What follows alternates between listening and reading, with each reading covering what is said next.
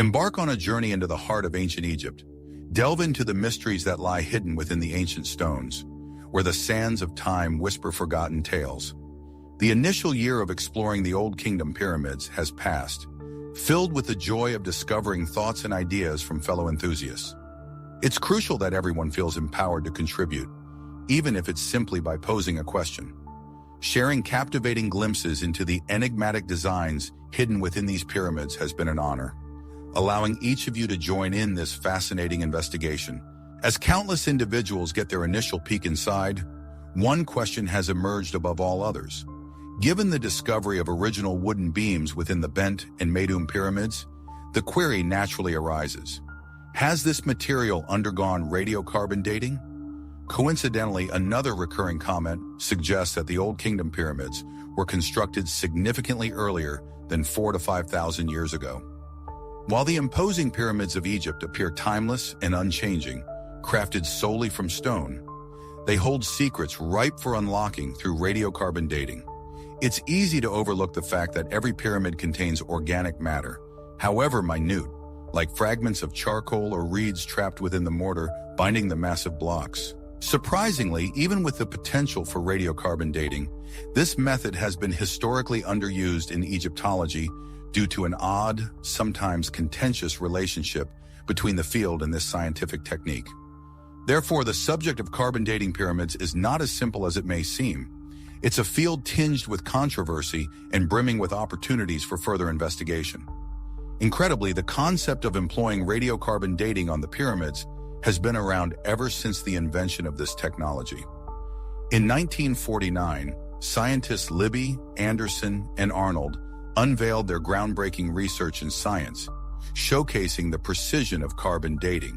Ironically, the ancient pyramids of Egypt, testaments to a bygone era, became the cornerstone for validating this revolutionary method.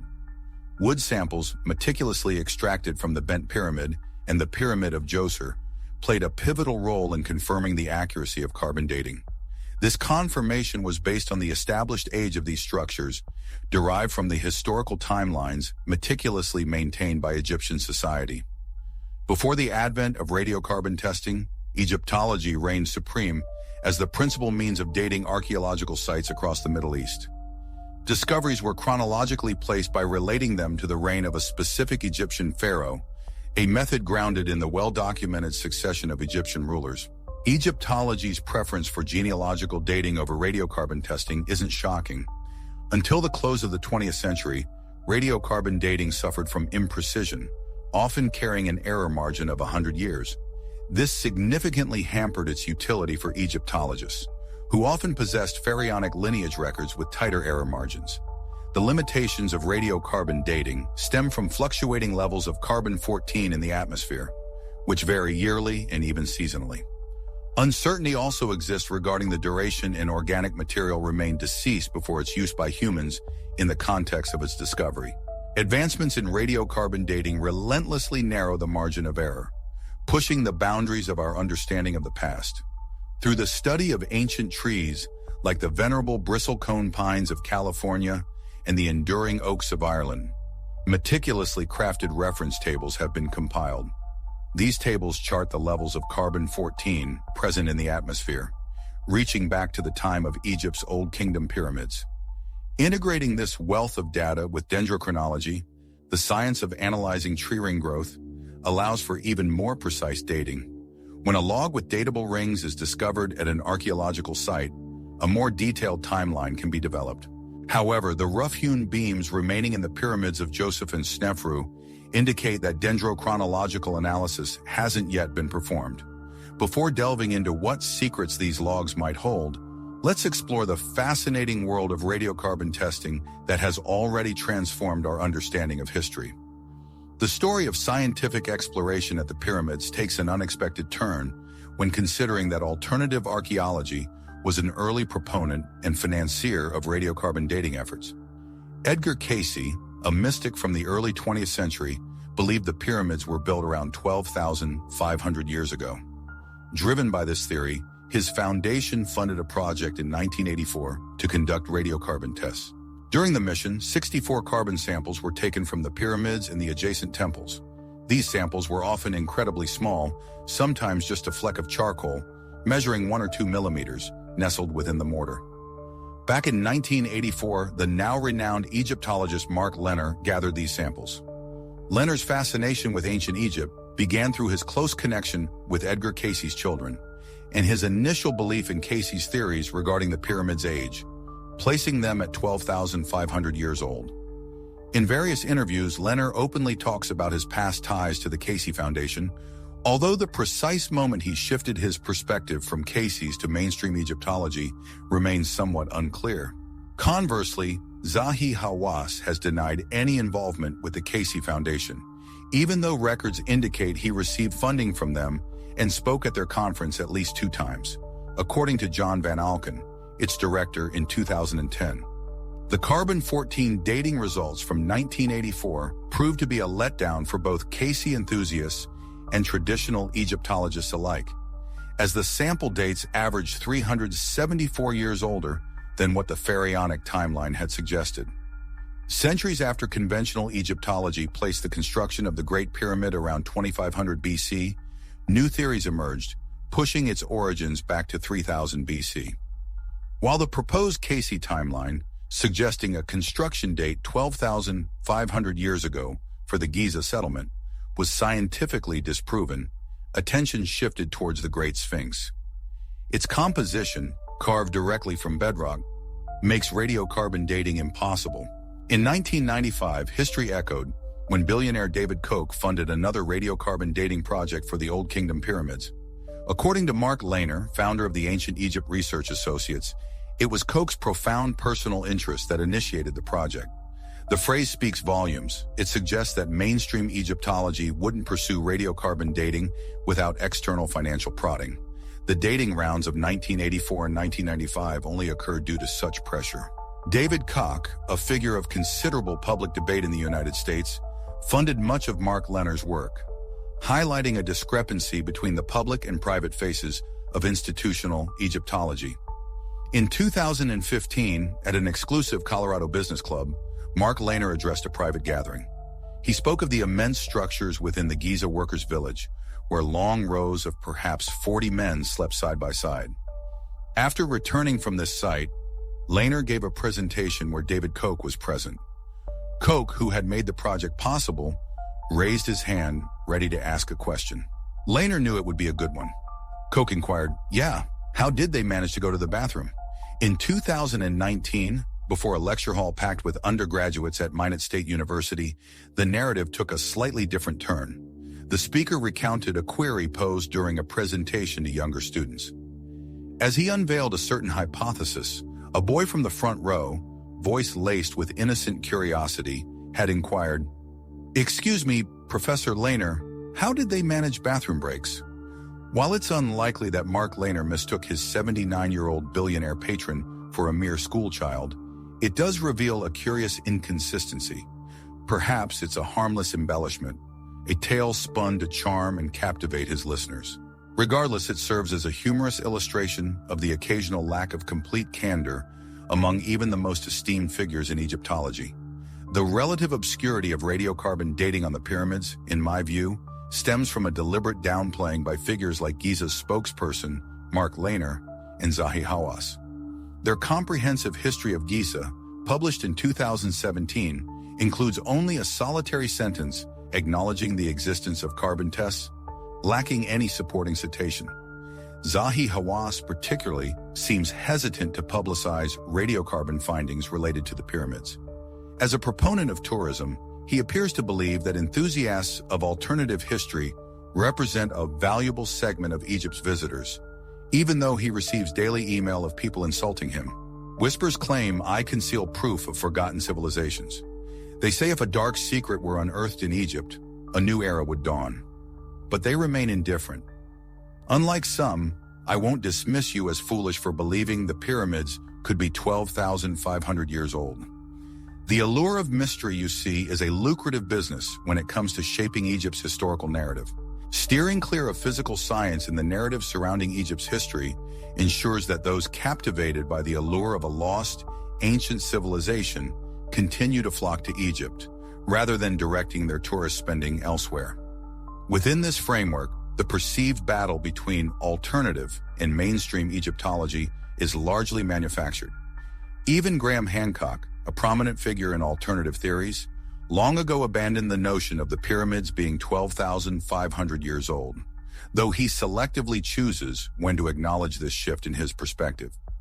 It's important to emphasize that I hold no opposition to the spiritual connection many individuals feel towards these magnificent structures. Instead, my aim is to illustrate the wealth of knowledge we could unlock through deeper, more rigorous scientific exploration. Back in the 1995 expedition, researchers revisited a collection of over 300 samples, submitting them for radiocarbon dating. At the Great Pyramid of Khufu, their efforts remained primarily focused on charcoal extracted from the mortar, though a lone reed discovered nestled at the pyramid's apex was also analyzed. The Pyramid of Meidum offered more diverse materials, with samples taken from the timber within its vertical shaft, complemented by the examination of 3 logs that were embedded within the walls of the upper chamber. Surprisingly, the bent pyramid saw a distinct lack of wood sample analysis, with only 2 charcoal specimens derived from its mortar undergoing testing. Intriguingly, the Red Pyramid at Dashur remains an enigma, with no samples tested to this day. Radiocarbon dating has challenged conventional Egyptology, revealing discrepancies in the age of iconic structures. Tests conducted on Djoser's pyramid and monuments attributed to Djedefre, Khafre, Shepseskef, Userkaf, Sahurai, Unas, Teti, and Pepi II, along with early dynastic mastabas, temples, and worker sites, expose significant variations when compared to the presumed timeline. The disparity becomes particularly evident when analyzing the largest pyramids of the 4th dynasty. These structures, including the renowned pyramids, exhibit a surprisingly similar age distribution, one that often contradicts the accepted chronological framework. Carbon dating ranges, presented with a margin of error of 1 sigma, highlight the inconsistencies between scientific analysis and established Egyptological timelines. One compelling theory suggests that charcoal, being the least efficient carbon source, may have skewed the dating of Egypt's grandest pyramids.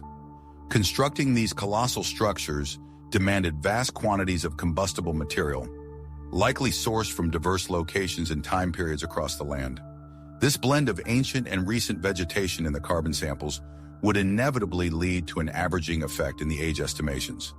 Interestingly, the Meidum Pyramid, incorporating wooden logs, presents more consistent dating results, save for one anomaly in the eastern wall. This raises the question, why haven't the 12 or so wooden beams within the bent pyramid been subjected to similar analysis? It seems the inner chambers of the bent pyramid might not have been open to the public until recently.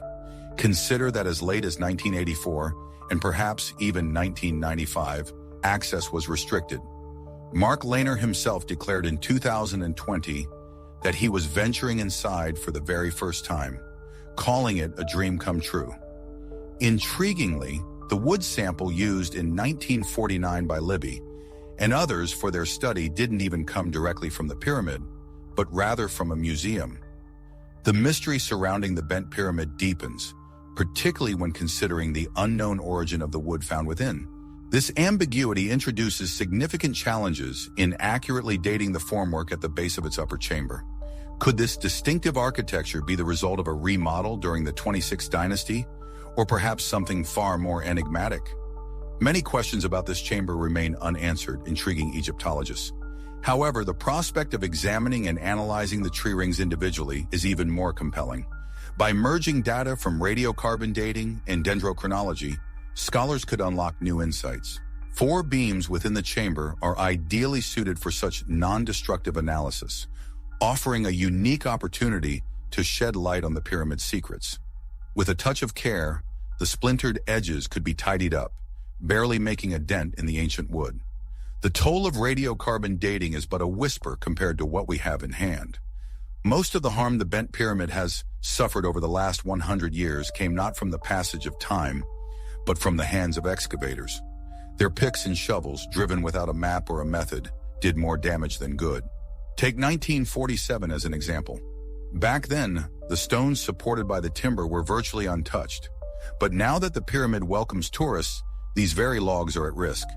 Each step inside carries the danger of contamination, a price we might pay for opening a window into the past.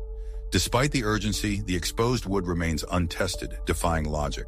Some prominent Egyptologists downplay the importance of such examinations, perhaps with ulterior motives.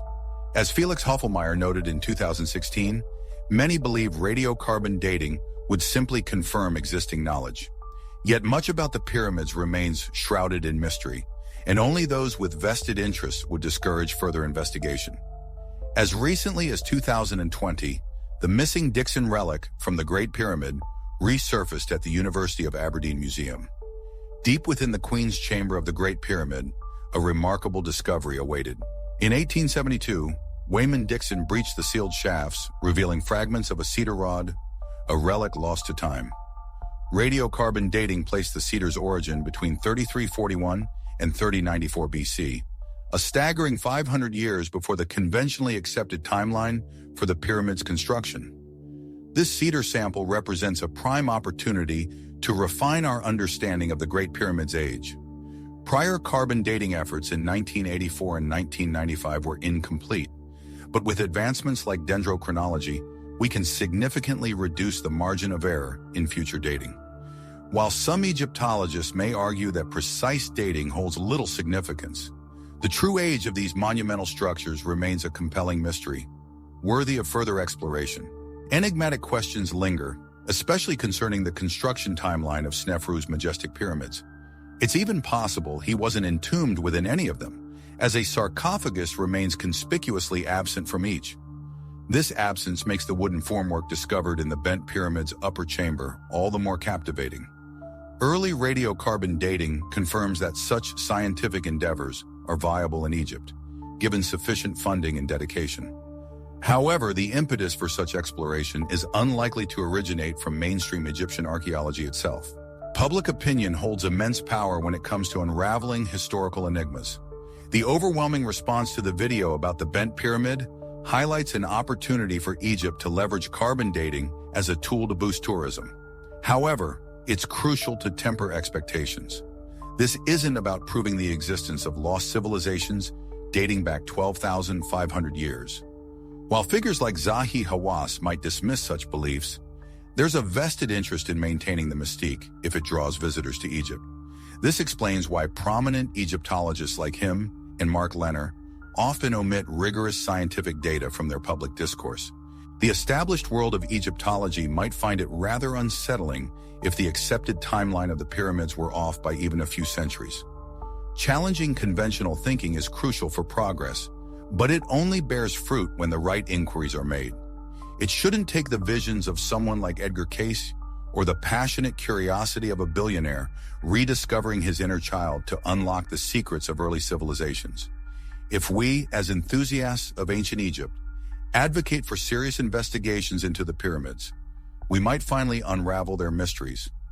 It's hard to ignore that the Ministry of Tourism seems to turn a blind eye to unconventional activities happening around the pyramids. The clash between unorthodox and scholarly Egyptology persists, fueled by financial incentives. Yet the online community holds the power to reshape this dynamic. By prioritizing scientific rigor, we can collectively deepen our comprehension of these awe-inspiring monuments. Your viewership is greatly appreciated, and your engagement can contribute to a more informed exploration of ancient Egypt. Above all, remember to ask your friends whether they treat history as something they simply assume.